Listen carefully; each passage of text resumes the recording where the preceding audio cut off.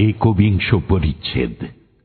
শ্রীরামকৃষ্ণ সঙ্গে Prankrishna, master Ram, Girindra, Gopal.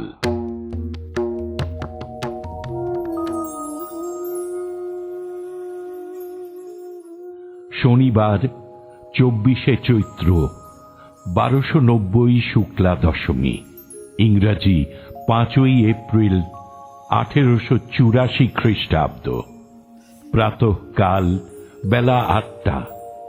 Master দক্ষিণেশ্বরে উপস্থিত হইয়া দেখেন শ্রীরামকৃষ্ণ সহাস্য বদন কক্ষমধ্যে ছোট খাটটির উপরে উপবিষ্ট। মেঝেতে কয়েকটি ভক্ত বসিয়া, তন্মধ্যে শ্রীযুক্ত প্রাণকৃষ্ণ মুখোপাধ্যায়। প্রাণকৃষ্ণ জনাইয়ের মুখুজ্জেদের বংশোদ্ভূত। কলিকাতায় শ্যামপুকুরে বাড়ি।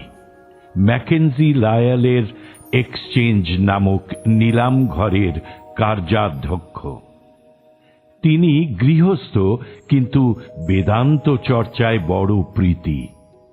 পরমহংসদেবকে বড় ভক্তি করেন ও মাঝে মাঝে আসিয়া দর্শন করেন। ইতিমধ্যে একদিন নিজের বাড়িতে ঠাকুরকে লইয়া গিয়া মহোৎসব করিয়াছিলেন। তিনি বাগবাজারের ঘাটে প্রত্যহ প্রত্যুষে গঙ্গা স্নান করিতেন ও নৌকা সুবিধা হইলেই একেবারে দক্ষিণেশ্বরে আসিয়া ঠাকুরকে দর্শন করিতেন। আজ এইরূপ নৌকা ভাড়া করিয়াছিলেন। নৌকা কুল হইতে একটু অগ্রসর হইলেই ঢেউ হইতে লাগিল। মাস্টার বলিলেন, আমাকে নামাইয়া দিতে হইবে। প্রাণকৃষ্ণ ও তাহার বন্ধু অনেক বুঝাইতে লাগিলেন, কিন্তু তিনি কোনো মতে শুনিলেন না। বলিলেন, আমায় নামাইয়া দিতে হইবে, আমি হেঁটে দক্ষিণেশ্বরে যাব। অগত্যা প্রাণকৃষ্ণ তাহাকে নামাইয়া দিলেন। মাস্টার পৌঁছিয়া দেখেন যে তাহারা কিয়ৎক্ষণ পূর্বে পৌঁছিয়াছেন ও ঠাকুরের সঙ্গে সদালাপ করিতেছেন। ঠাকুরকে ভূমিষ্ঠ হইয়া প্রণাম করিয়া তিনি এক পাশে বসিলেন। অবতারবাদ, humanity and divinity of incarnation. Sri Ramakrishna প্রাণকৃষ্ণের প্রতি বলছেন, কিন্তু মানুষে বেশি প্রকাশ। যদি বলো অবতার কেমন করে হবে? যার ক্ষুধা তৃষ্ণা এইসব জীবের ধর্ম অনেক আছে, হয়তো রোগ শোকও আছে। তার উত্তরেই যে পঞ্চভূতের ফাঁদে ব্রহ্ম পড়ে কাঁদে। দেখো না, রামচন্দ্র সীতার শোকে কাতর হয়ে কাঁদতে লাগলেন। আবার হিরণ্যক্ষ বধ করবার জন্য বরাহ অবতার হলেন। হিরণ্যক্ষ বধ হলো, কিন্তু নারায়ণ স্বধামে যেতে চান না, বরাহ হয়ে আছেন।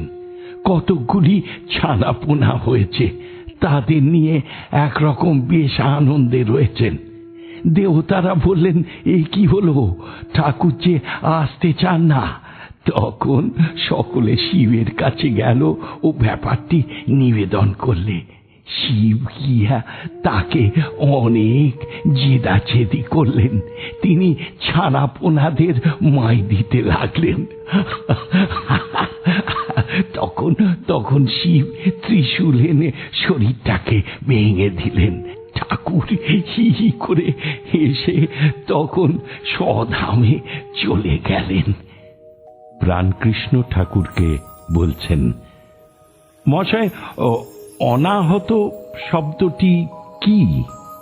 অনাহত শব্দ সর্বদাই এমনি হচ্ছে, প্রণবের ধ্বনি, পরব্রহ্ম থেকে আসছে।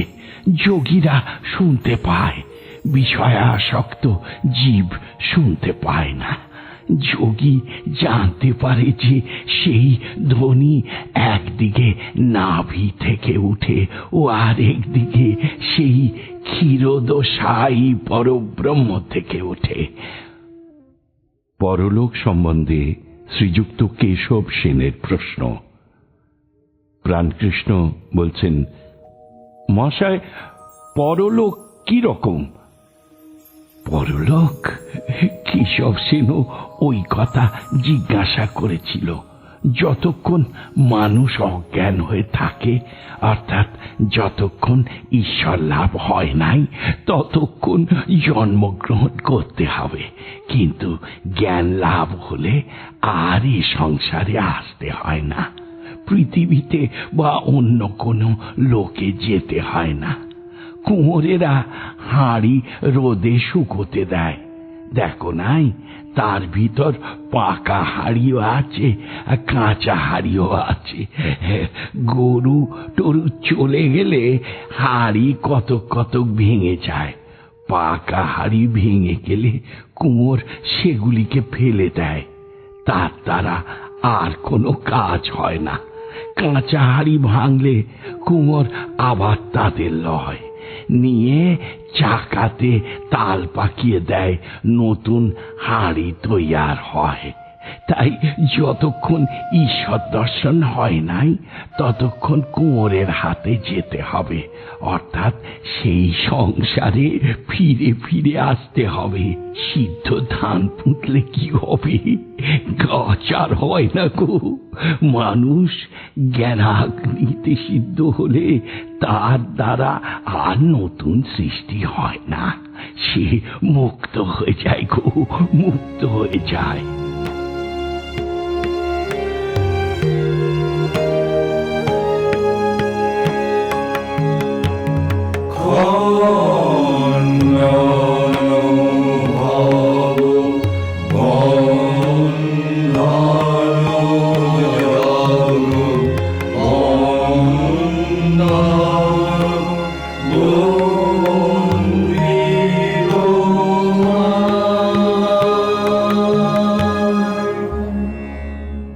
ঠাকুর ও মায়ের চরণে আপনাদের সবার মঙ্গল কামনা করি।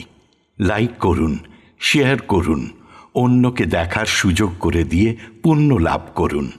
আর সাবস্ক্রাইব করুন, বেল আইকন পুশ করুন, যাতে আমাদের পরের নিবেদনের খবরটি আপনার কাছে পৌঁছয় সবার আগে।